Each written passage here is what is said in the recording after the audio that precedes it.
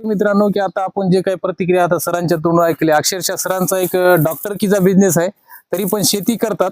आणि या शेतामध्ये तुम्ही बघू शकलं की एवढा पावसाचं प्रमाण अति झालं, अक्षरशः जमीन पूर्णतः चिबाडीची आहे.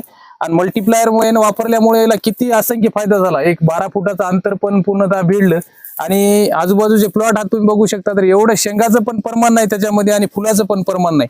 आणि विशेषतः मल्टीप्लायर वापरल्याच्या नंतर त्याचा असं म्हणणं आहे याच्यामध्ये जे आपल्यामध्ये आज उधळायचं जे प्रमाण आहे, बुरशीचं प्रमाण, तर याच्यामध्ये शून्य आहे. एक बी झाड आज उधळलेलं नाही. तर असं हे सरांच्या तोंडून आपण ऐकलं आणि पूर्णतः समाधान आहेत. आणि उत्पन्नामध्ये भरकोस त्याला अगोदर वाटत होतं की 10 क्विंटल झालं तर बस आहे. तर आज या शेंगाच्या याच्या विक्रमी उत्पन्न जवळपास 20 क्विंटलच्या वरच होते मित्रांनो. हे लाईव्ह तुम्ही पाहू शकता तूर.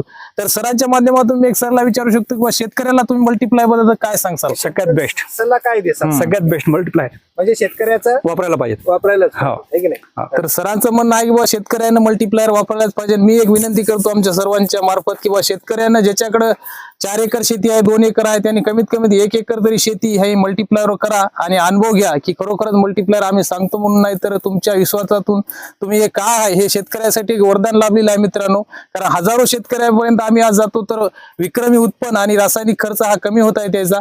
तर भरभरून अशा शुभेच्छा आमच्याकडे येत आहेत. तरी तुम्ही त्याचा उपयोग घ्या आणि थोडंफार का होईना करा आणि नंतर उर्वरित करायचं की नाही करायचं हे तुम्ही ठरवा.